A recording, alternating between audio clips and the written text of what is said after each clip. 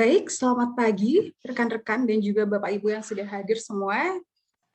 Perkenalkan, saya Azania Nurhidayah Siswadi dari Publish What You Pay Indonesia sebagai Program Assistant for Global Engagement. Namun dalam diskusi kali ini saya akan menjadi fasilitator. Nah, pada sesi ini kita akan mendiskusikan tentang keterbukaan respons dan keterbukaan pemulihan COVID-19 di Indonesia. Nah, seperti yang kita tahu ya, Bapak dan Ibu dan juga rekan-rekan yang hadir, tata kelola pemerintah saat ini kan sedang berfokus menuju transformasi ke tata kelola berbasis digital ya, untuk mendukung transparansi, akuntabilitas, dan partisipasi masyarakat di sektor publik. Namun dalam kurun waktu 1,5 tahun terakhir ke belakang ya, pandemi COVID-19 telah merefleksikan banyak hal ya yang perlu kita perbaiki terkait tata kelola berbasis digital tersebut. Nah, beberapa yang perlu kita perbaiki diantaranya ada transparansi anggaran, keterbukaan dan akses data, pentingnya perlindungan data pribadi, serta pelayanan publik yang semestinya sudah inklusif terhadap perempuan dan kelompok rentan.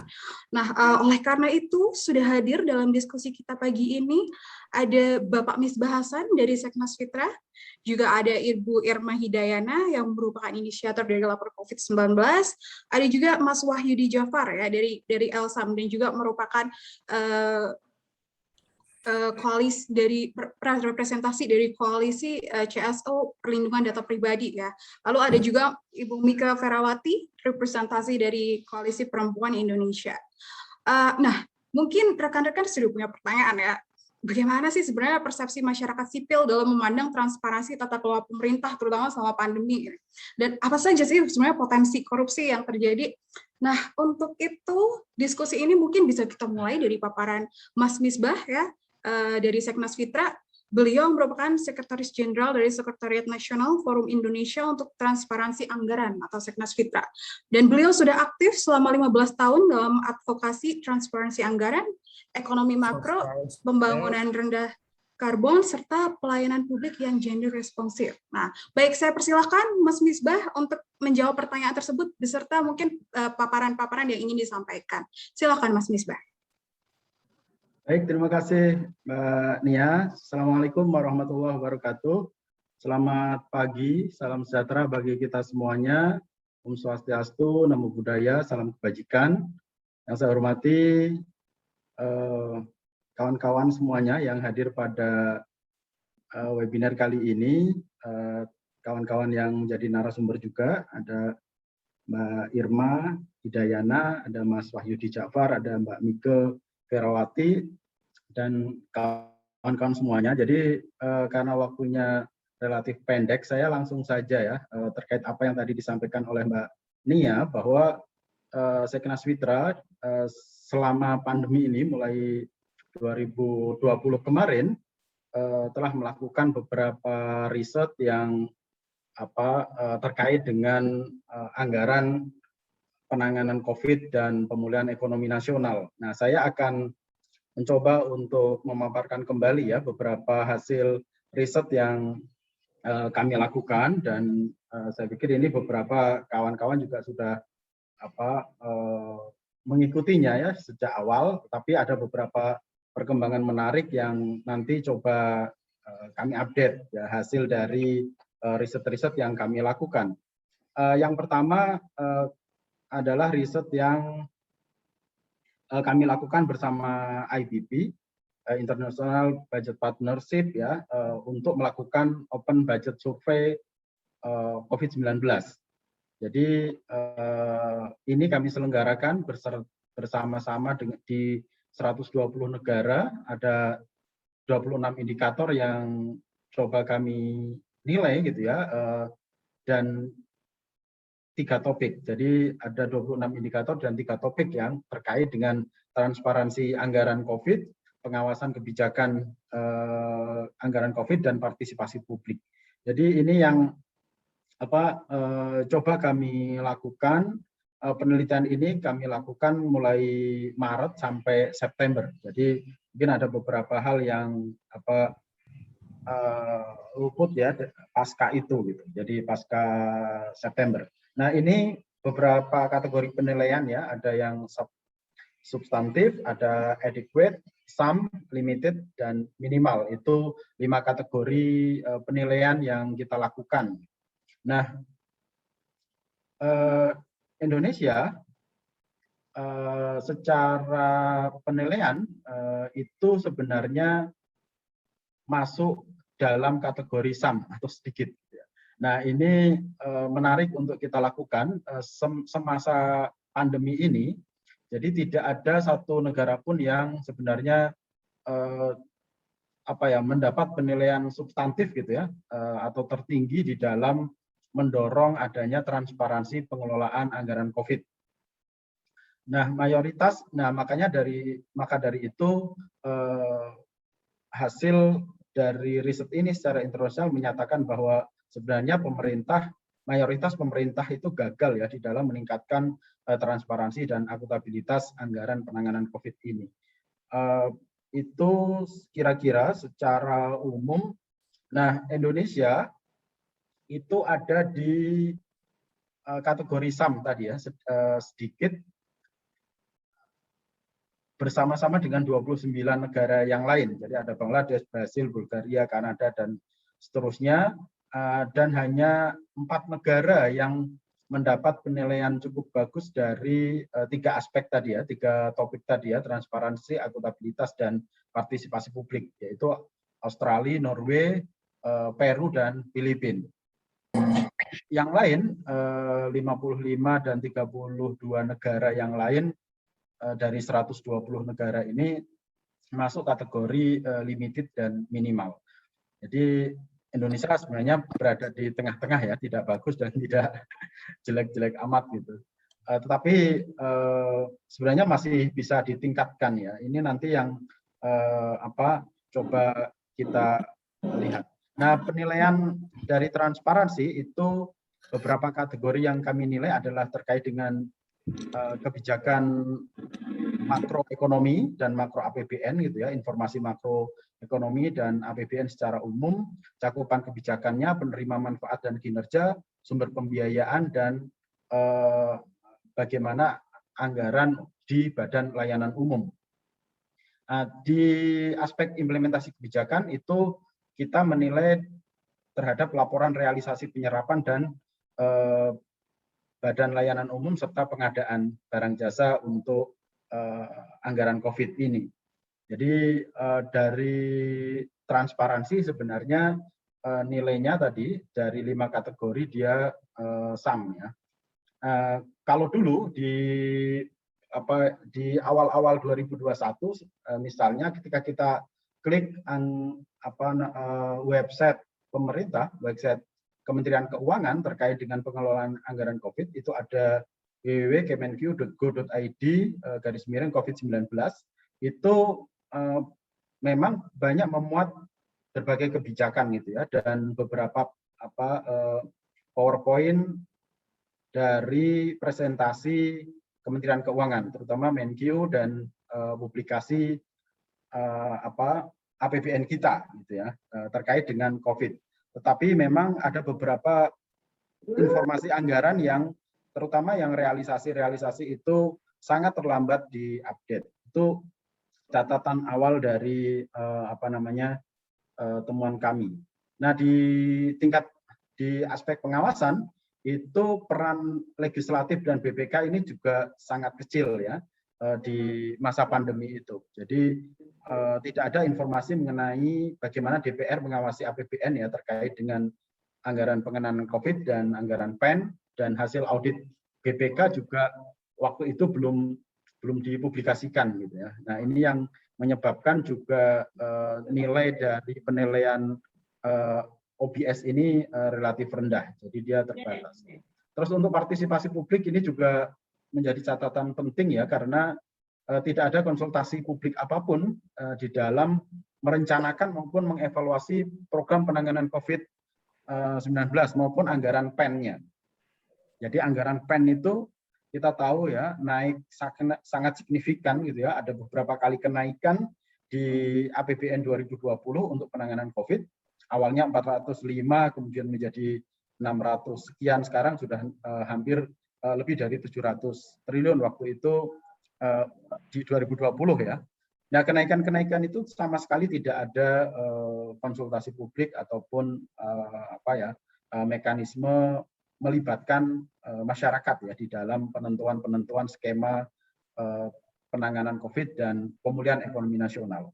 Nah, lembaga-lembaga pemerintah, DPR dan BPK juga sebenarnya sudah punya saluran pengaduan, tetapi sangat terbatas ya ininya sosialisasi maupun penanganannya atau tindak lanjutnya.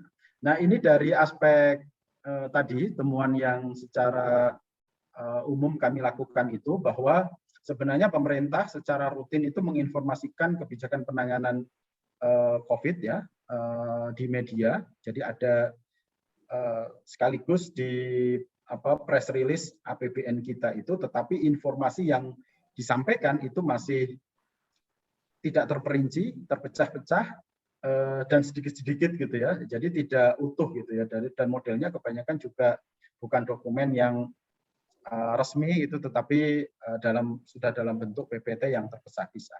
Nah, ini yang banyak informasi publik yang ada itu tidak konsisten dan tidak mutakhir. Jadi ini temuan umum ya, yang pertama. Terus yang kedua adalah dasar penentuan program PCPEN ini tidak diketahui. Kita tahu bahwa ada proses penyusunan yang cukup panjang ya untuk penentuan anggaran PEN itu, tetapi tadi saya sebutkan tidak ada kejelasan kriteria program dan anggaran serta indikatornya. Jadi itu semuanya ditentukan oleh pemerintah pusat dan bahkan DPR pun tidak dilibatkan ya di dalam proses-proses penyusunan kriteria program maupun indikator-indikator capaiannya. Nah, tidak ada penjelasan mengenai perubahan anggaran. Program-program dalam klaster Pemda dan sektoral ini juga tidak jelas ya tujuan serta indikatornya. Saya pikir itu. Terus, nah ini yang terkait dengan besaran anggarannya. Jadi pemerintah lebih cepat menarik utang daripada membelanjakan. Jadi pada 31 Desember kita lihat bahwa penarikan utang pemerintah itu sudah di atas 100% ya dari target yang ditetapkan. Jadi 100,5% dari target 1.220,46 triliun. Sedangkan penyerapan belanjanya itu di akhir tahun itu 92,51%. Nah, penyerapan belanja PEN itu juga rendah. Jadi sudah dianggarkan sekitar 695,2 triliun itu ya. Serapannya hanya 83,4% dari pagu yang ditetapkan. Terutama yang rendah adalah di klaster insentif usaha, itu hanya 46,5%, ini tahun 2020 ya. Dan anggaran PEN untuk kesehatan itu hanya terserap 63,8%. Nah, rendahnya penyerapan ini disebabkan kurang matangnya perencanaan ya. Terlihat sekali bahwa termasuk juga di program vaksinasi yang kemudian dilakukan, karena di awal-awal itu memang tidak cukup besar ya anggaran untuk program vaksinasi ini, dan menggunakan sisa anggaran dari PEN itu sekitar 50,94 triliun. Itu kira-kira temuannya, dan ini rekomendasi yang kami sampaikan kepada pemerintah waktu itu. Yang pertama adalah perlu adanya informasi yang akurat dan komprehensif melalui saluran informasi yang efektif. Paket kebijakan fiskal harus menggunakan kriteria dan indikator yang berdasarkan impact assessment yang mutakhir gitu ya, dan pemerintah perlu meningkatkan kredibilitas penyerapan anggaran.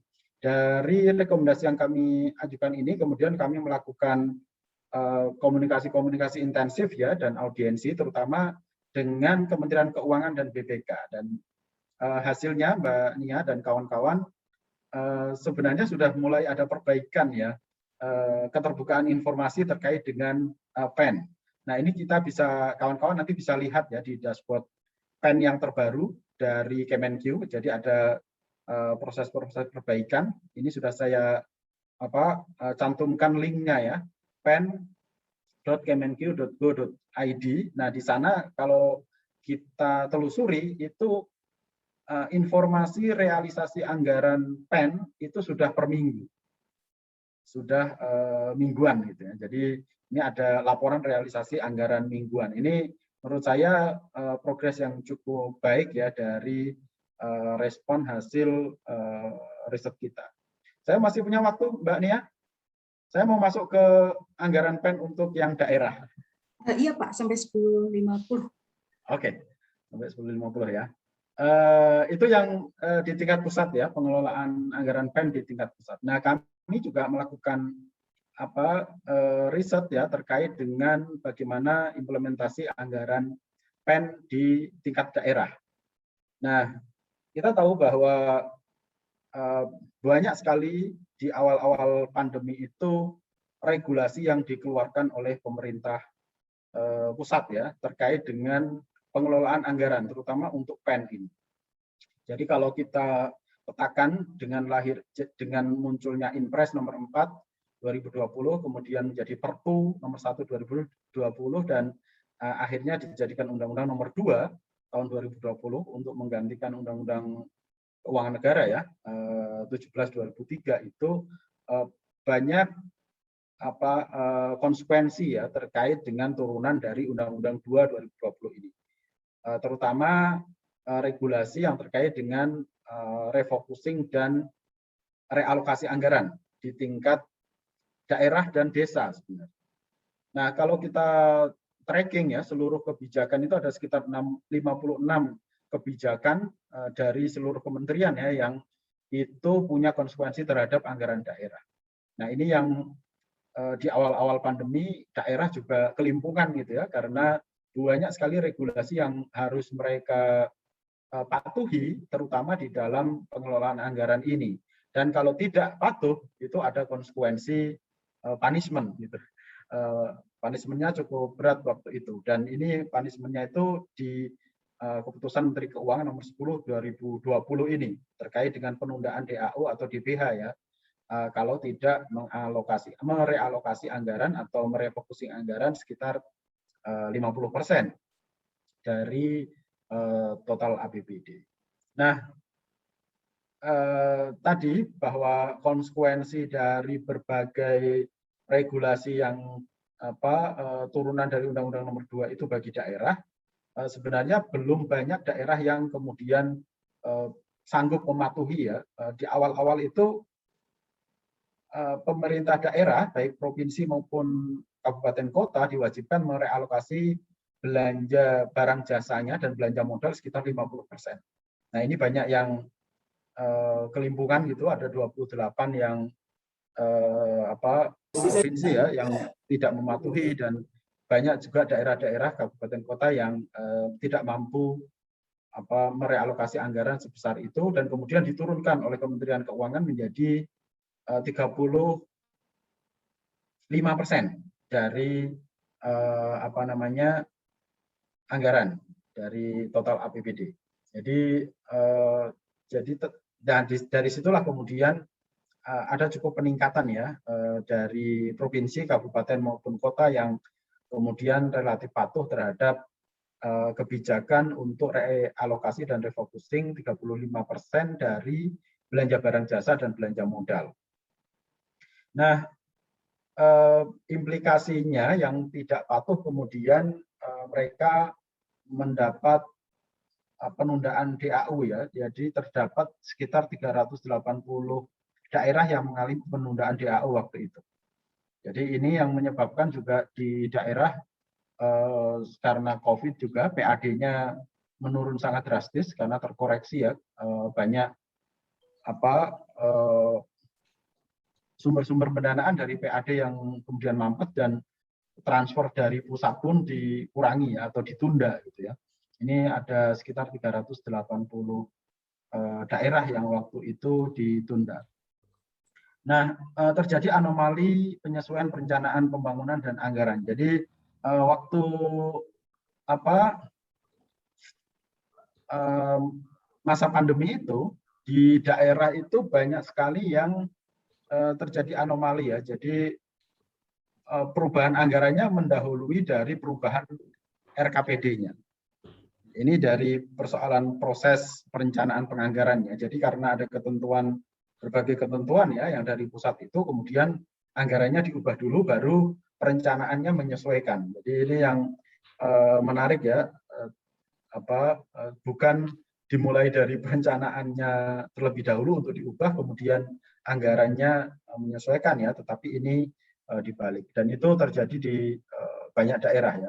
Ada daerah yang melakukan realokasi anggaran atau realokasi perubahan APBD-nya itu 4-5 kali rata-rata di daerah itu ya, karena regulasi yang dari pusat pun yang ke daerah itu juga selalu berubah-ubah. Ini yang menyebabkan juga daerah kesulitan.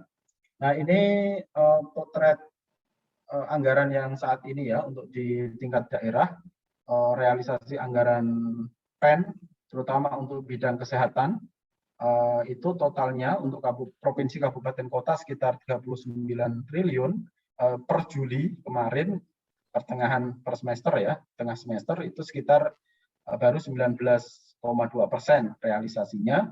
Untuk JPS gitu ya, jaring pengaman sosial dari 6,4 triliun itu 2,43% ya yang sudah terserap, dan untuk bidang ekonomi sekitar 9,11 triliun ini untuk bidang ekonomi persentase realisasinya per semester itu baru 19,8%. Jadi ini memang serapan anggaran yang relatif rendah ya, terutama di JPS dan ekonomi untuk tahun 2021. Nah, di 2021 ini juga ketentuannya tidak lagi realokasi ya, realokasi dan refocusing anggaran, ketentuannya itu tidak lagi 35% dari belanja barang jasa atau dan belanja modal, tetapi diambilkan dari 8% total DBH atau DAU dan DAU tahun 2021 gitu. Dan memang ada beberapa ketentuan, jadi untuk penanganan COVID misalnya 31%, dukungan vaksinasi itu sekitar 18%, dukungan untuk kelurahan itu 3%, untuk insentif tenaga kesehatan itu 24%, dan belanja kesehatan itu sekitar belanja kesehatan dan prioritas lain itu 24%. Jadi ini rasio alokasi IRMAK dari seluruh provinsi kabupaten kota di Indonesia terkait untuk 8% dari DBH untuk penanganan COVID. Ini perkembangan insentif tenaga kesehatan, bahwa ini juga relatif lambat ya per Juli, jadi pagunya itu sekitar rasio realisasi per Juli 2002 per 17 Juli itu baru 40% gitu ya. Terus untuk yang kabupaten kota, realisasi untuk insentif tenaga kesehatannya itu baru 18,9%, dan agregat provinsi kabupaten kota secara keseluruhan itu totalnya baru 23,6%. Jadi memang ada agak lambat ya di dalam implementasi. Makanya kemarin Kementerian Dalam Negeri sampai menerbitkan surat teguran ya kepada 19 provinsi yang realisasinya rendah di dalam memberikan insentif untuk tenaga kesehatan. Nah, ini anggaran total refocusing insentif tenaga kesehatan ya, Pemda Provinsi seluruh Indonesia dan DKI relatif tinggi secara nominal, tetapi untuk insentif yang paling besar itu serapan insentif yang paling besar itu justru di Kalimantan Selatan, NTT dan Kalbar ya, 3 besarnya. Termasuk Jawa Timur ini ranking yang ke-4 ya untuk serapan anggaran insentif tenaga kesehatan. Itu kira-kira Mbak yang bisa saya sampaikan ya, beberapa informasi. Saya langsung ke beberapa temuan ya, meskipun tadi ya berbagai informasi itu ada di websitenya Kemendagri ya, tetapi website di masing-masing daerah sebenarnya masih sangat tertutup. Jadi Kemendagri pun tadi informasinya masih berupa tidak rigid gitu ya, tidak rinci gitu ya, tetapi masih dalam bentuk PPT. Dan itu disampaikan memang tiap bulan gitu ya, tiap bulan diupdate oleh Kemendagri. Nah, ini beberapa inovasi yang dilakukan ya untuk melakukan akselerasi penanganan COVID di daerah. Misalnya ada platform Joko Tonggo di Jawa Tengah ini ya, itu data keterpaparannya bisa diupdate per RW gitu, dan itu cukup bagus. Terus ada Toko Tani Indonesia Center di Sumatera Barat, ini layanan sembako free ongkir. Terus ada kartu petani berdaya di Lampung misalnya. Jadi di masa pandemi ini juga menumbuhkan kreativitas gitu ya, selain memang keterbukaan informasinya relatif bermasalah, tetapi ada beberapa kreativitas yang dilakukan oleh pemerintah bekerjasama dengan dunia bisnis maupun masyarakat sipil gitu. Jadi ada juga pembangunan startup drive namanya di Banggai, ini juga melibatkan 200 ojek online untuk mendistribusikan hasil pertanian gitu ya, yang di masa pandemi orang kena PSBB waktu itu atau PPKM ya saat ini.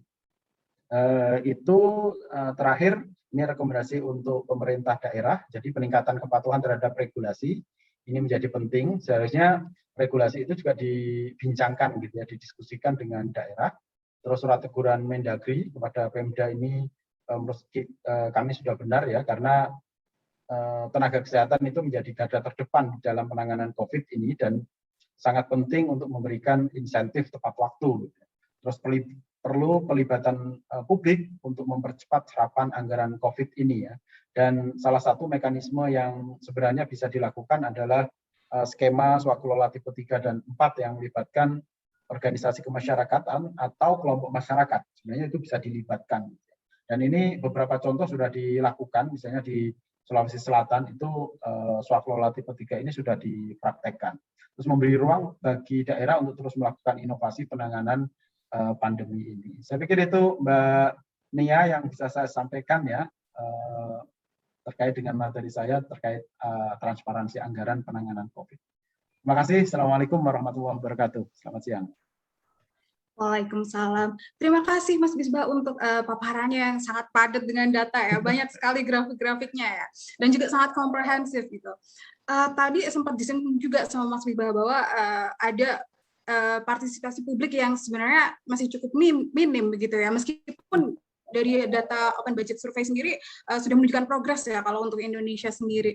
Juga ada minimnya informasi tentang perencanaan, capaian, dan monitoring dari program-program publik ya, terutama ada juga 56 program yang berkaitan dengan anggaran daerah gitu.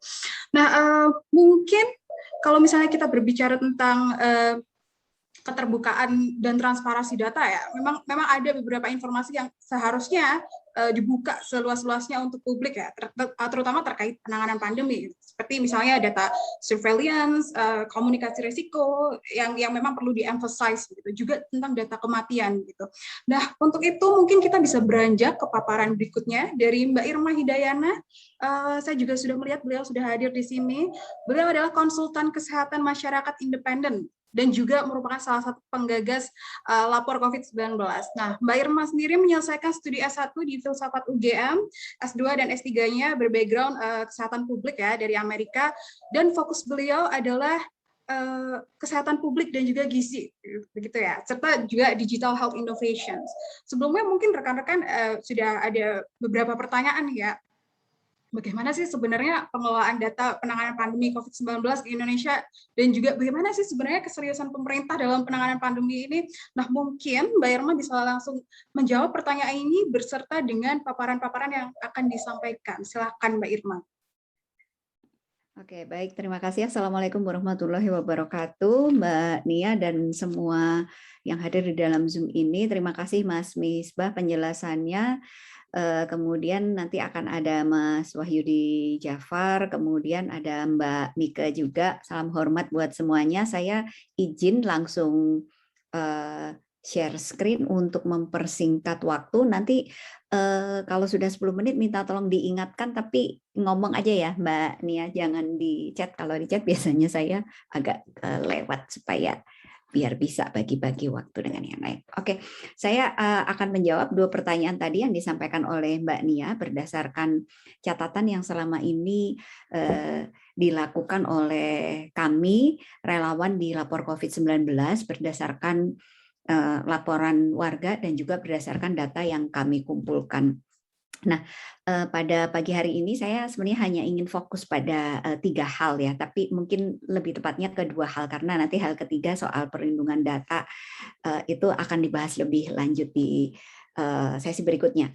Nah, yang pertama tadi disebutkan ada data COVID ya, data statistik di mana di dalamnya ada data surveillance dan lain sebagainya, termasuk bagaimana rekap pengelolaan data kematian terkait COVID-19, bagaimana pengelolaannya baik di tingkat nasional maupun di tingkat lokal, apakah provinsi atau kabupaten kota. Nah, yang kedua yang ingin saya sampaikan di sini nanti adalah soal vaksinasi, terutama soal vaksin inequity, kesetaraan akses atau kesetaraan dalam mendapatkan vaksin bagi seluruh rakyat Indonesia, terutama masyarakat yang rentan.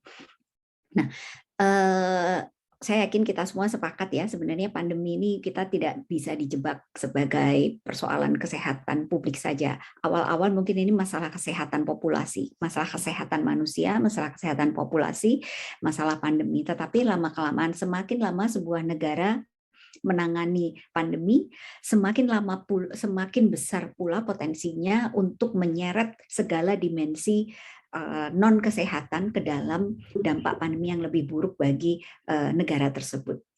Dan dalam menangani pandemi sebenarnya kita sudah mempunyai guideline, sudah punya panduan bahwa kita harus berpijak pada pemenuhan hak atas kesehatan untuk seluruh warga, seluruh rakyat Indonesia. Mohon maaf. Dan kemudian dan perlu kita ingat kembali bahwa negara kita sudah memiliki konstitusi, memiliki berbagai macam perangkat undang-undang terkait kesehatan masyarakat, terkait wabah penyakit atau terkait pandemi, yang dimana kesemuanya itu melindungi akses terhadap bukan hanya akses terhadap pelayanan medis, akses terhadap bantuan sosial, akses terhadap pemenuhan kebutuhan pokok, tetapi juga akses terhadap keterbukaan ya. Itu di dalam keterbukaan data itu sebenarnya tercermin di dalam akses dalam pelayanan kesehatan. Nah, saya ingin menambahkan bahwa di kesehatan publik itu ada prinsip namanya prinsip etika yang harusnya dijadikan sebagai kunci untuk menjalankan kebijakan kesehatan masyarakat, yaitu beneficence atau non-maleficence. Jadi di mana semua kebijakan, semua keputusan harus diambil tidak sesuai kemanfaatannya. Jadi tidak boleh ada kebijakan yang diambil yang memiliki dampak kerugian gitu ya. Transparansi membuat kita banyak kerugian. Transparansi anggaran tadi disebutkan Mas Misbah ya, menyebabkan salah satunya pencairan dana insentif itu tidak bisa terserap dengan baik, dan kita tahu bahwa masalah dana insentif tenaga kesehatan itu banyak sekali persoalannya, terutama keterlambatan pembayarannya, dan kita tidak tahu bottleneck-nya itu di mana karena tidak disampaikan secara sepenuhnya terbuka dan konsisten sesuai dengan justru sesuai dengan regulasi yang berlaku. Nah, jadi mendorong pemerintah untuk secara konsisten terbuka dalam memberikan informasi terutama kepada pihak terkait ya. Kalau insentif kepada tenaga kesehatan ya harusnya kepada tenaga kesehatan juga terbuka, dan khususnya karena ini dana publik, dana pandemi, kita situasi pandemi, informasi tersebut bisa diakses oleh publik. Demikian juga bahwa ada prinsip namanya prinsip equity, social justice ya, pemenuhan bahwa semua yang pengendalian dan pencegahan pandemi ini harus berpaku pada prinsip equity, setara ya, setiap manusia sesuai dengan tingkat kerentanan terinfeksinya itu mesti dipenuhi kebutuhan hak atas layanan kesehatan dan lain sebagainya termasuk vaksinasi.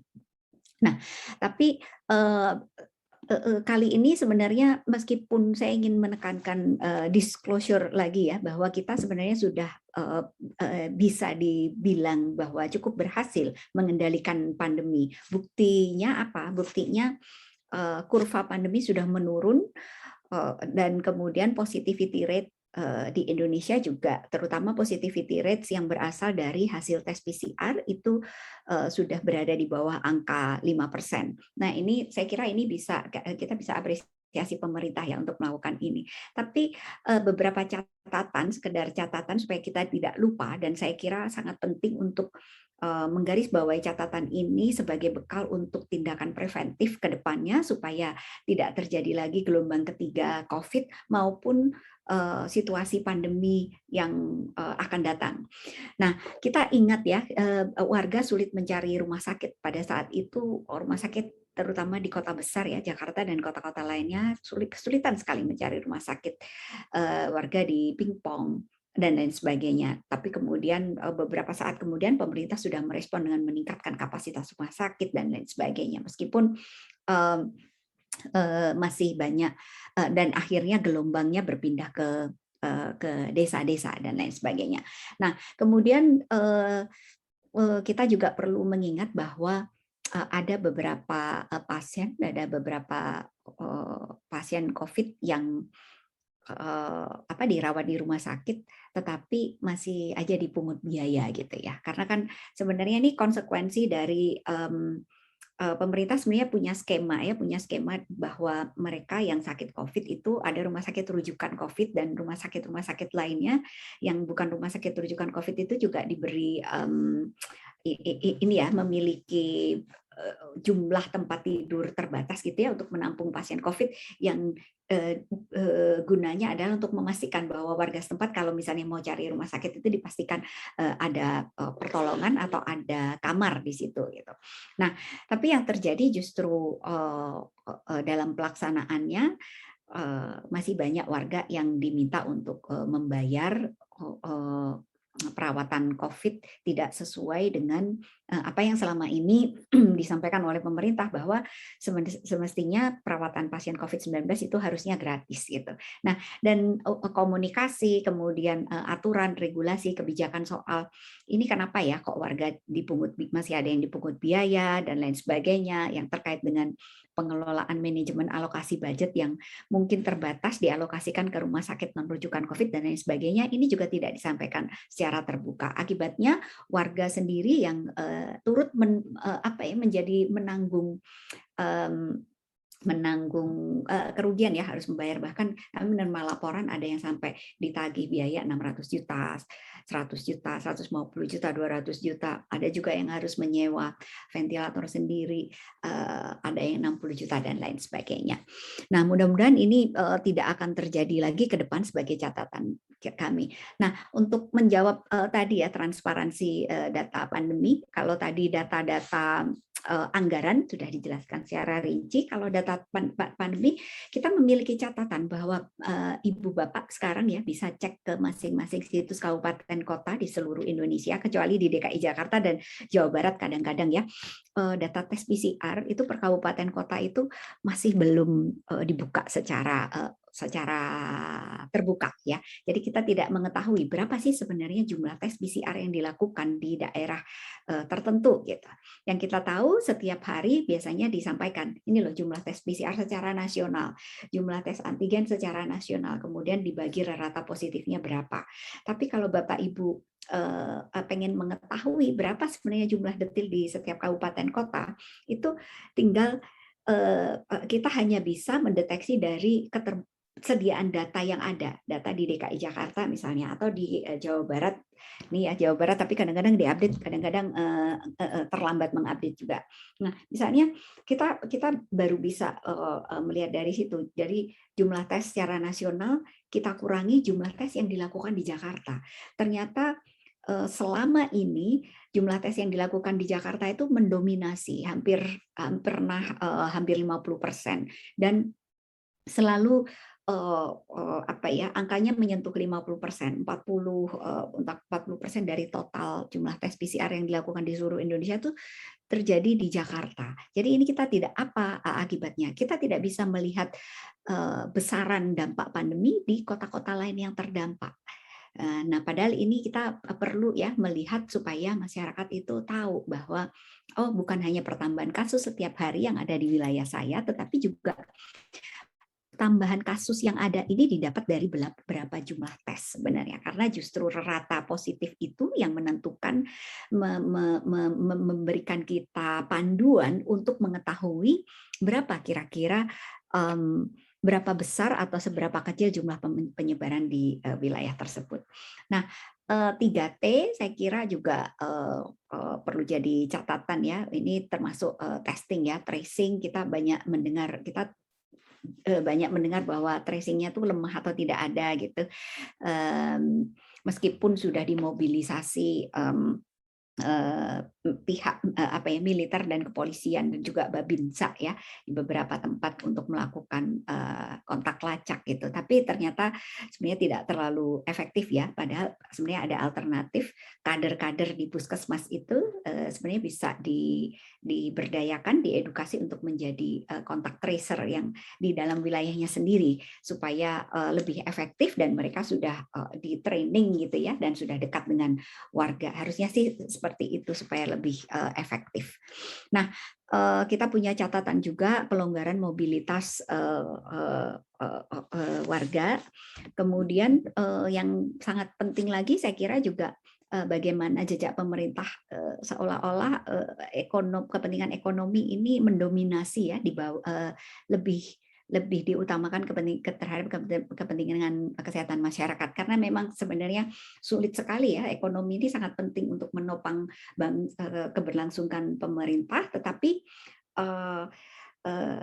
kita tidak bisa bertransaksi, kita tidak bisa melakukan kegiatan perekonomian apabila kita sakit, kurang lebih seperti itu ya. Dan karena pada saat itu kita sempat mengalami puncak gelombang COVID yang tinggi, sehingga kita juga harusnya itu dikendalikan dulu ketimbang mendulukan ekonomi. Nah, misinformasi atau disinformasi, saya kira penting untuk melihat, kita kritisi lagi apakah data yang tidak terlalu transparan, kemudian berbagai persoalan ini bagaimana cara mengkomunikasikannya ke publik. Ini kita bisa menyimpulkan apakah itu merupakan bentuk komunikasi krisis risiko yang tepat, atau justru sebaliknya yang mengarah ke justru yang mengatur gitu, komunikasinya itu diatur mana yang lebih baik untuk kepentingan tertentu. Dan saya kira itu tidak tepat. Harusnya komunikasi kita berbasis komunikasi risiko supaya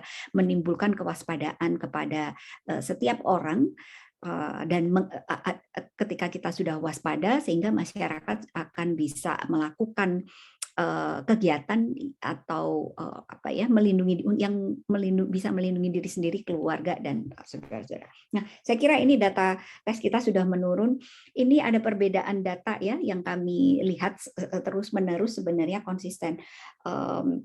Ada gap sebenarnya. Data yang dilaporkan secara nasional, biasanya di rekap setiap sore itu, kalau kita dibandingkan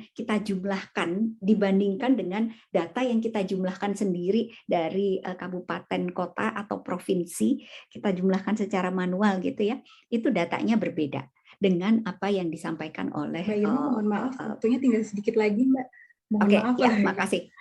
Oke, nah ini saya kira jadi catatan penting juga, dan itu belum termasuk pencatatan kematian ya.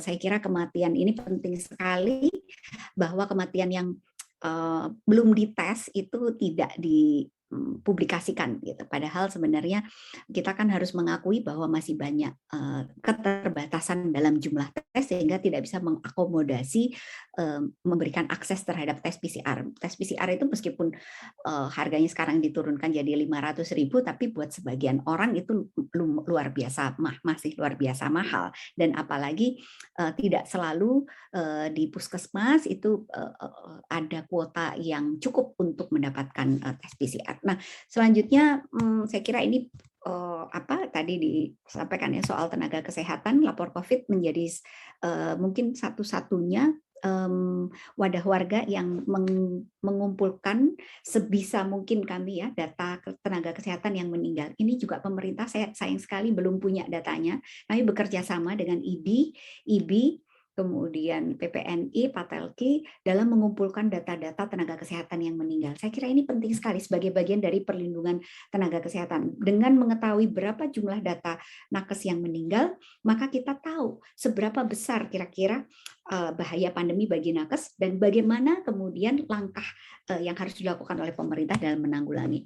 Nah, oke, terakhir saya ingin, sorry Mbak, 1 menit ya, soal vaksinasi ya. Vaksinasi kita sudah cukup banyak, hampir 50% lebih, 54% kurang lebih ya, dosis pertama, dosis kedua masih sekitar 30%, sehingga artinya masih rentan masyarakat yang belum disuntik 2 dosis vaksinasi ya. Tapi kita juga masih nggak tahu ini petugas publik, yang dimaksud dengan petugas publik itu siapa sih, kategorinya apa aja. Kita tahu sebelumnya ada awal-awal sekali itu kita lihat ada banyak sekali artis mereka yang bukan masuk dalam kelompok rentan terinfeksi, masih muda, punya mobil kemana-mana, nggak naik angkutan umum dan lain sebagainya. Tapi diberitakan di media massa bahwa mereka tuh dapat vaksinnya duluan ya di awal-awal gitu. Padahal pada saat itu belum seluruh nakes mendapatkan vaksinasi. Apalagi lansia baru mulai dan masih sangat sedikit yang divaksin. Dan kalau dari sini kita lihat sebenarnya ada, nggak tahu ini ada ketidakterbukaan atau apa ya, kita bisa melihat patternnya narasi untuk tidak menggratiskan vaksin itu kok ada terus. Sebelumnya itu di masa pandemi masa vaksinasi 70%, 30%, 70% skema yang berbayar, 30% yang diampu oleh Kementerian Kesehatan yang gratis. Padahal di situasi darurat menjadi mandat pemerintah untuk memenuhi hak vaksinasi. Meskipun kita sudah protes dan kemudian dibatalkan jadi vaksinasi gratis, tapi kemudian narasi itu muncul lagi, vaksin gotong royong. Ada juga vaksin gotong royong individu dan lain sebagainya, meskipun digagalkan setelah mendapatkan protes yang luar biasa masif. Nah, saya kira ini jadi PR tersendiri bagi pemerintah kita untuk bisa menjelaskan semua ini secara terbuka. Saya yakin ya, saya bersyukur bahwa pandemi sekarang memang sudah menurun, meskipun kita melihat ada tren kenaikan sedikit demi sedikit. Tetapi saya rasa apabila pengendalian dan pencegahan pandemi dilakukan secara lebih transparan, lebih terbuka, dan menghilangkan kepentingan-kepentingan selain kepentingan kesehatan, saya kira jangan-jangan kita bisa mencegah kejadian dan kematian yang besar sekali yang selama ini ada, dan pemerintah bisa melindungi masyarakat Indonesia secara lebih baik lagi. Saya kira itu, mohon maaf agak kepanjangan. Terima kasih banyak. Baik, Mbak Irma, terima kasih sekali untuk penjelasannya ya. So many things to digest ya, banyak sekali informasi yang mungkin bisa kita jadikan materi diskusi gitu ya. Tadi Mbak Irma juga sempat menyinggung tentang data tes PCR yang mungkin tidak transparan, tidak merata antar daerah, dan mungkin masih mahal ya biayanya kalau dibandingkan dengan negara-negara lain. Juga tentang mekanisme tracing yang mungkin masih lemah dan kurang efektif, juga tentang kepentingan ekonomi yang lebih diutamakan, seolah-olah ini adalah trade-off gitu ya Mbak. Lalu ada juga data kematian yang mungkin tidak dipublikasikan, dan mungkin deskripsi atau mungkin definisinya sendiri masih belum jelas gitu ya. Nah, berbicara tentang keterbukaan data ya, mungkin ada juga data yang sifatnya publik namun tidak dipublikasikan secara luas dan tidak aksesibel gitu ya, seperti yang disampaikan oleh Mbak Irma tadi. Namun ada juga mungkin data pribadi yang seharusnya dilindungi tapi berpotensi untuk bocor. Nah, mungkin kita bisa beranjak ke Mas Wahyudi Jafar dari Elsam. Beliau juga merupakan perwakilan dari koalisi CSO, Perlindungan Data Pribadi, dan beliau selama ini sangat aktif sekali ya melakukan studi dan juga advokasi tentang kebijakan terkait perlindungan data pribadi, tata kelola internet, dan juga hak-hak digital. Nah, sebenarnya kenapa sih isu perlindungan data pribadi ini menjadi hal yang sangat penting gitu? Dan bagaimana sih sebenarnya masyarakat sipil memandang hal tersebut? Mungkin Mas Wahyudi bisa langsung menjawab pertanyaan tersebut beserta dengan paparan yang ingin disampaikan. Silakan, Mas Wahyudi. Ya, terima kasih Mbak Nia. Sebelumnya, Assalamualaikum warahmatullahi wabarakatuh. Selamat pagi dan salam sejahtera untuk kita semua. Rekan-rekan panelis yang saya hormati dan juga seluruh partisipan, rekan-rekan organisasi masyarakat sipil maupun dari lainnya yang bergabung di dalam pertemuan untuk konsolidasi masyarakat sipil dalam konteks kemitraan untuk pemerintahan terbuka. Saya akan menyambung tadi apa yang sudah disampaikan oleh Mbak Irma maupun sebelumnya Mas Mibah, khusus yang terkait dengan bagaimana sih perlindungan data pribadi dalam konteks penanganan pandemi COVID-19. Saya izin untuk share screen.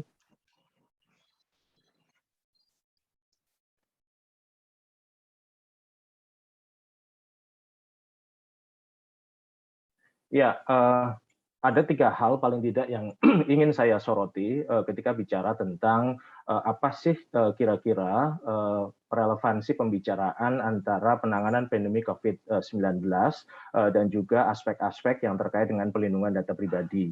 Sebagaimana kita ketahui bahwa situasi pandemi COVID-19 itu telah mengakselerasi, telah mempercepat proses transformasi digital yang bahkan secara teknokrasi itu direncanakan oleh pemerintah. Kalau kita membaca RPJMN 2020-2025, salah satu prioritas yang akan dilakukan pemerintah adalah transformasi digital, terutama dalam konteks pelayanan publik, yang harapannya akan memiliki pengaruh besar terhadap peningkatan ekonomi digital di Indonesia.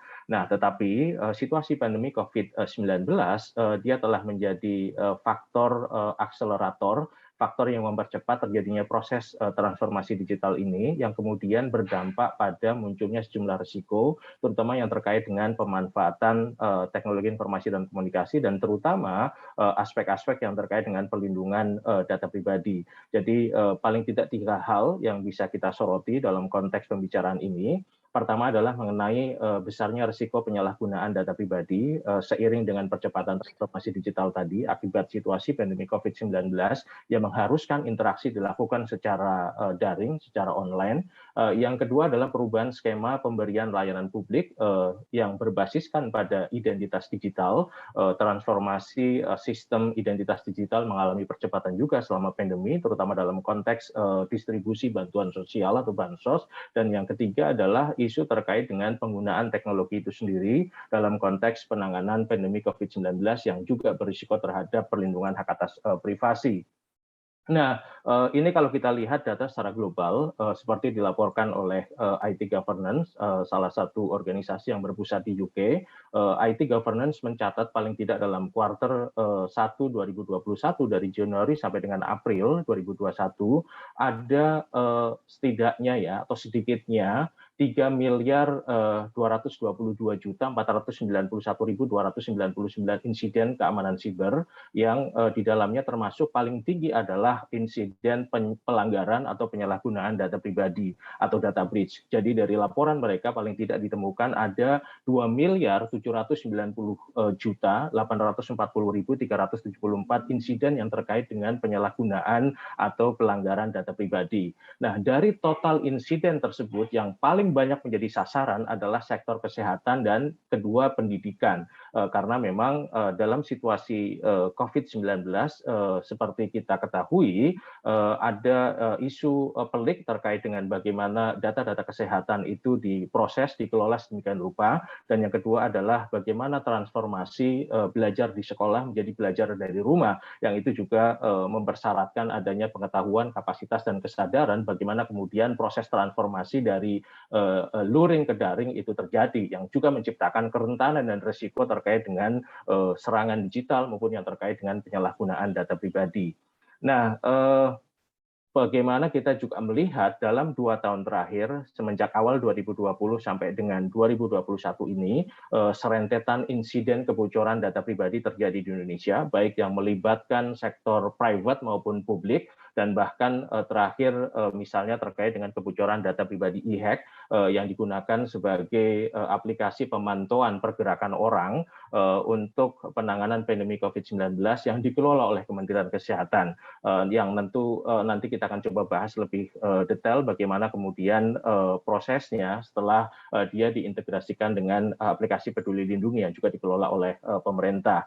Nah, dari setiap insiden kebocoran yang terjadi, kita melihat bahwa ketiadaan legislasi perlindungan data pribadi yang komprehensif itu seringkali menjadi persoalan, menjadi faktor kenapa kemudian setiap kali terjadi insiden kebocoran itu tidak ada penanganan yang tuntas, tidak ada proses yang akuntabel untuk memastikan bahwa insiden serupa tidak terjadi di masa depan. Karena seperti kita ketahui, insiden ini hampir terjadi setiap bulan, gitu kan, baik yang melibatkan tadi sektor publik maupun sektor private. Nah, jadi memang seringkali langkah-langkah yang mestinya dilakukan setiap kali terjadi insiden kebocoran data pribadi ataupun kemudian penyalahgunaan data pribadi lainnya itu tidak dilakukan secara baik, gitu kan. Misalnya apa langkah-langkah mitigasi yang dilakukan untuk memastikan berhentinya kebocoran itu, bagaimana kemudian proses notifikasinya kepada subjek data maupun kepada otoritas, dan kemudian juga terkait dengan proses penyelesaian akhirnya, gitu kan, baik secara administrasi, keperdataan maupun pidana. Ini yang kemudian sepertinya kita memang tadi tidak pernah belajar dari setiap insiden kebocoran yang terjadi. Nah, yang kedua adalah terkait dengan bagaimana problem dalam distribusi bantuan sosial yang terus-menerus menjadi persoalan, dan terutama dalam konteks penanganan pandemi COVID-19, kita beberapa waktu yang lalu mendengar misalnya Kementerian Sosial mengusulkan inisiatif untuk menggunakan drone untuk memantau rumah tangga demi rumah tangga untuk melihat apakah kemudian data yang terekam dan dikelola oleh Kementerian Sosial itu valid dan bisa diidentifikasi berdasarkan pada situasi kondisi dari si penerima bantuan sosial. Yang ini tentu sangat rentan bagaimana eksploitasi terhadap data-data pribadi yang terekam dari proses autentifikasi dan verifikasi tersebut. Nah, ini yang kemudian juga menjadi tantangan bagaimana kemudian distribusi bantuan sosial yang dia ingin memastikan akurasi dan kemudian validitas si penerima bantuan yang mengharuskan adanya proses disagregasi data, termasuk dan terutama bagi kelompok-kelompok sasaran yang rentan, ini kemudian mengharuskan juga mereka untuk memproses, mengelola data pribadi sedemikian rupa yang tadi rentan berbagai tindakan penyalahgunaan. Apalagi ketika kemudian proses verifikasi dan autentifikasi itu berbasiskan pada data biometrik seperti digulirkan oleh Kementerian Dalam Negeri dalam distribusi bantuan sosial dengan mengacu kepada teknologi facial recognition. Nah, ini yang kemudian juga ada dua hal yang menjadi tantangan. Pertama, di tingkat negara sendiri, di tingkat pemerintah, di mana kemudian tidak ada panduan legislasi dan regulasi yang memadai tentang bagaimana seharusnya data pribadi yang dikelola untuk penerimaan bantuan sosial maupun dalam konteks pelayanan publik secara umum itu diamankan, dilindungi sedemikian rupa, dan juga ada persoalan di tingkat masyarakat, di tingkat publik ketika mereka harus menyerahkan data-data pribadi tersebut. Misalnya bagaimana kemudian dia harus menyerahkan data identitas kependudukan dengan cara berselfie, memoto KTP dan memoto bentuk wajah dengan alasan butuh proses autentifikasi rekam wajah tadi karena memang mengharuskan adanya proses validasi biometrik berdasarkan pada bentuk wajah kita.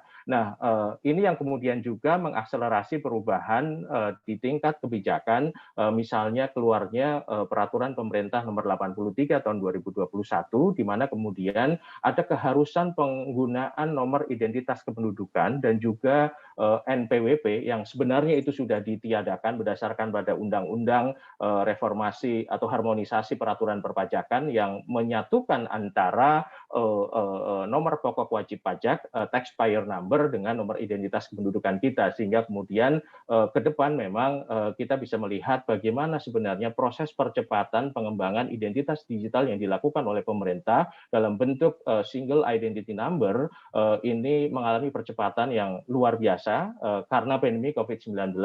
Sayangnya tadi bagaimana kemudian katup pengamannya, safeguard-nya itu belum disiapkan dengan cukup baik. Bagaimana memastikan inklusi dari pengembangan ini semua, bahwa kemudian tidak memunculkan risiko sosial baru, terutama diskriminasi dan eksklusi sosial, dan bagaimana kemudian juga yang terkait dengan privasi, keamanan, dan juga hal-hal lain untuk memastikan bahwa keseluruhan penggunaan inovasi ini dilakukan secara akuntabel dan transparan. Transparan bukan berarti bahwa semuanya harus dibuka, karena dalam data-data ini juga ada data pribadi, tetapi kemudian bagaimana menjamin bahwa si subjek data, warga negara itu memahami seluruh proses ini, mengetahui data-data yang diproses oleh negara, oleh pengendali data, dan mereka melakukannya secara akuntabel. Nah, lalu bagaimana dengan penggunaan teknologi untuk penanganan COVID-19 itu sendiri? Saya paling tidak melihat 3 hal dalam konteks penggunaan teknologi untuk penanganan COVID-19 ini. Pertama adalah terkait dengan penggunaan aplikasi pelacakan dengan alasan untuk melakukan kontak tracing maupun fencing maupun tracking, yang meski dalam perkembangannya di Indonesia hari ini, aplikasi ini dikembangkan sedemikian rupa untuk berbagai tujuan. Nah, yang kedua adalah bicara tentang pekategorian penduduk berdasarkan warna untuk menentukan mereka apakah harus karantina, boleh berpergian atau tidak boleh berpergian. Misalnya dengan aplikasi Peduli Lindungi kan kita sekarang bisa mengetahui status kita hijau, kuning atau merah gitu kan. Yang ini juga sudah dipraktikkan oleh berbagai negara semenjak awal pandemi COVID-19. Nah, yang ketiga isu yang menjadi perdebatan dan menjadi sorotan tidak hanya di Indonesia tetapi hampir di seluruh dunia adalah terkait dengan immunity passport ya, sebagai bukti seseorang telah terinfeksi COVID-19 dan sudah pulih atau mereka sudah mendapatkan vaksin lengkap sehingga mereka bebas untuk berpergian, yang kemudian seringkali juga tidak hanya untuk konteks bepergian, immunity passport ini juga menjadi syarat untuk mengakses layanan. Bahkan ada satu kasus yang cukup menarik di Banda Aceh yang kita dengar bahwa ada seseorang yang melaporkan kasus pemerkosaan ke kantor polisi, laporan itu tidak bisa diterima dikarenakan si pelapor belum vaksinasi. Ini kan sebenarnya implikasinya menjadi sangat panjang ya, dan menimbulkan risiko-risiko sosial baru ketika bicara tentang immunity passport ini. Nah, apa sih problem teknologi dalam penanganan pandemi ya, terutama yang terkait dengan perlindungan hak atas privasi ya. Jadi memang situasi pandemi COVID-19 itu telah mendorong besarnya keinginan pemerintah, tidak hanya Indonesia ya, tetapi hampir di seluruh dunia untuk melakukan surveillance dan kontrol atas nama penanganan wabah, termasuk dengan cara-cara yang melanggar HAM. Makanya kemudian diskursus bagaimana pembatasan kebebasan sipil termasuk intrusi terhadap hak atas privasi itu tidak bisa dilepaskan bagaimana tren resesi demokrasi yang terjadi di hampir seluruh dunia akibat dari situasi pandemi COVID-19. Nah, oleh karenanya kemudian karena adanya tren atau kecenderungan pelanggaran HAM dalam konteks penanganan pandemi COVID-19 ini, kepercayaan publik terhadap penggunaan teknologi ini juga kecil. Tetapi kemudian persoalannya adalah bagaimana cara kemudian menolak untuk tidak menggunakan teknologi ini gitu kan. Nah, yang ini juga sangat berpengaruh pada efektivitas dari penggunaan teknologi di dalam konteks penanganan pandemi itu sendiri. Jadi itu satu soal. Nah, soal yang lain adalah seringkali ya meskipun penanganan pandemi dengan menggunakan teknologi mestinya ada limitasi waktunya, hanya dilakukan sepanjang situasi pandemi COVID-19, tetapi seringkali kemudian model-model kontrol, aplikasi surveillance yang diciptakan oleh pemerintah itu tidak memiliki expiry date. Jadi dia tidak kemudian jelas kapan akan dihentikan. Dan seringkali kemudian justru malah dinormalkan dalam situasi baru yang kemudian ini dijustifikasi dalam konteks normalitas baru yang secara ekonomi politik memang penuh perdebatan. Bagaimana kemudian kontrol baru itu dilakukan oleh pemerintah, oleh negara dengan alasan penanganan wabah, tetapi prakteknya itu dilembagakan dalam situasi yang normal pasca pandemi.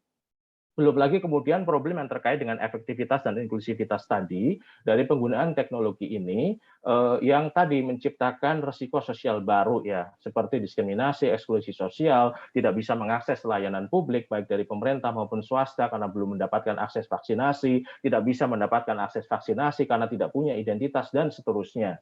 Nah, yang terakhir adalah problem yang terkait dengan privasi dan pelindungan data pribadi yang sangat berisiko bagi subjek data, bagi warga, baik pada situasi sekarang maupun di masa depan. Karena pandemi COVID-19 itu memungkinkan pengumpulan data kesehatan, termasuk data-data biometrik, yang ini akan melekat sepanjang hidup orang tersebut, yang mungkin bisa digunakan untuk pengambilan keputusan tentang seseorang secara otomatis yang itu mungkin di luar kendali dari si subjek datanya, yang tadi karena dia data biometrik, maka dia akan melekat sepanjang hidup dari orang tersebut sampai kapanpun. Nah, di Indonesia secara khusus, situasi ini kemudian diperparah dengan ketidakpastian hukum dalam perlindungan data pribadi, yang secara spesifik mengatur tentang apa sih sejatinya hak-hak dari subjek data pribadi yang dilindungi dan juga apa sih kewajiban dari pengendali dan pemroses data, baik pemerintah maupun swasta gitu kan. Meskipun ya kalau dari studi yang kami lakukan di Elsam, ada sekitar 46 legislasi sektoral yang terkait dengan data pribadi, 9 diantaranya adalah terkait dengan sektor kesehatan, tetapi tadi umumnya legislasi ini belum secara baik mengadopsi prinsip-prinsip perlindungan data pribadi, termasuk bagaimana seharusnya data pribadi itu diproses dan terutama yang terkait dengan pemrosesan data pribadi kesehatan yang kualifikasinya sebenarnya dia masuk sebagai data sensitif yang membutuhkan satu model pengaturan yang lebih ketat gitu kan, karena memang sangat-sangat restriktif di dalam pemrosesannya. Contoh lain yang problematis adalah Undang-Undang Kekarantinaan Kesehatan itu sendiri. Kalau kita cek di dalam Undang-Undang Kekarantinaan Kesehatan tahun 2018, di situ kan memang memberikan wewenang bagi pemerintah untuk melakukan surveillance orang ya, pemantauan orang gitu kan, terutama selama masa wabah, selama masa pandemi. Tetapi sayangnya ketentuan ini belum diatur secara ketat bagaimana praktek surveillance orang itu dilakukan. Peraturan pemerintah yang di situ dikatakan akan mengatur tentang prosedur bagaimana surveillance orang dilakukan itu kan belum dikeluarkan. Peraturan pemerintah yang merupakan turunan dari Undang-Undang Surveillance Kesehatan atau Undang-Undang Kekarantinaan Kesehatan itu kan semata-mata baru mengatur tentang PPKM, tapi tidak mengatur secara keseluruhan bagaimana seharusnya Undang-Undang Kekarantinaan Kesehatan itu diterapkan atau diimplementasikan, dan terutama yang terkait dengan praktek surveillance orang gitu kan. Nah, ini yang kemudian menjadi persoalan yang besar, terutama dalam konteks pemrosesan data kesehatan ke depan yang dia kualifikasinya sebagai data sensitif. Nah, lalu secara empiris, secara praktek, kira-kira risiko privasi apa saja sih selama pandemi, selama penanganan pandemi COVID-19, khususnya yang terkait dengan penggunaan teknologi.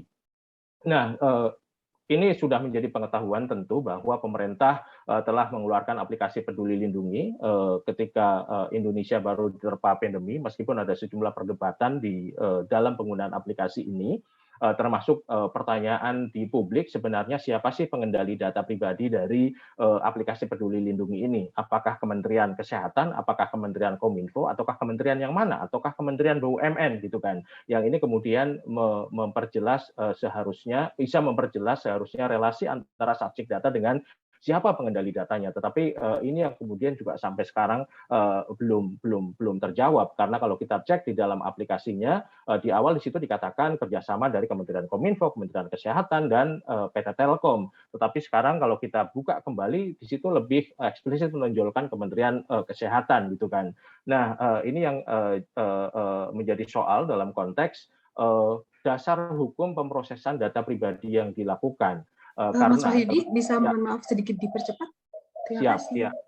Dalam konteks dasar hukum pemrosesan data pribadi untuk kepentingan penanganan pandemi COVID-19 gitu kan, yang dia memang mengacu pada dasar hukum kepentingan publik untuk penanganan pandemi, yang di situ sebenarnya membutuhkan sejumlah prasyarat, misalnya tidak boleh mentransfer data antara satu institusi publik ke institusi publik yang lain. Tetapi kalau kita cek di dalam privacy policy maupun term of services aplikasi ini, meskipun sudah ada beberapa perbaikan, tetapi lagi-lagi masih ada catatan yang terkait dengan penerapan prinsip dari perlindungan data pribadi.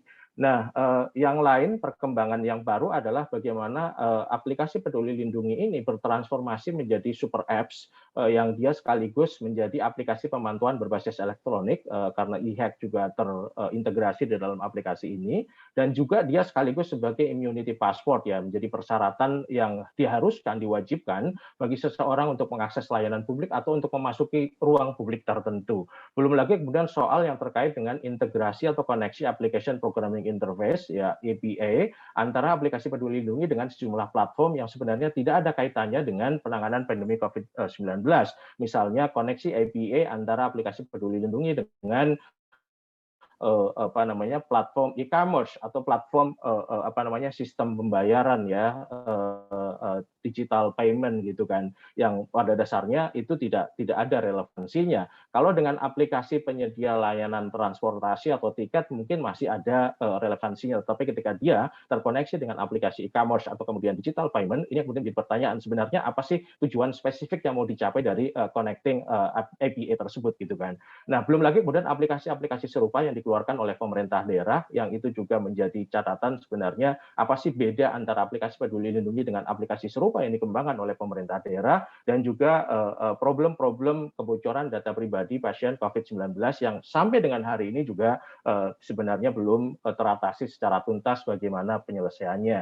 Nah, terakhir dengan situasi yang seperti demikian, di mana hari ini surveillance itu tidak hanya dilakukan semata-mata di atas kulit, tetapi masuk ke bawah kulit kita, surveillance dipraktikkan under the skin, di mana kemudian data biometrik, data genetik kita, terutama untuk penanganan COVID-19 itu dikumpulkan, diproses demikian rupa, tentu juga akan menciptakan resiko-resiko di masa depan ketika kemudian hukum atau legislasi tidak dikerangkakan sedemikian rupa untuk melindungi hak kita, untuk melindungi data-data pribadi, di mana kemudian pandemi COVID-19 yang tadi berdampak pada percepatan transformasi digital, dia telah menciptakan satu instrumen panoptikon baru tentang bagaimana negara itu mengontrol warganya, bagaimana kemudian negara memantau masyarakat, memantau aktivitas warganya, yang ini tentu membutuhkan tadi satu hukum perlindungan data pribadi yang memastikan diadopsinya pendekatan yang berpusat pada manusia, human centric, untuk kemudian menjaga, memastikan bahwa kita sebagai subjek data memiliki kontrol yang kuat terhadap seluruh data pribadi kita yang diproses oleh pengendali data, baik private maupun pemerintah. Itu mungkin dari saya. Terima kasih dan Assalamualaikum warahmatullahi wabarakatuh.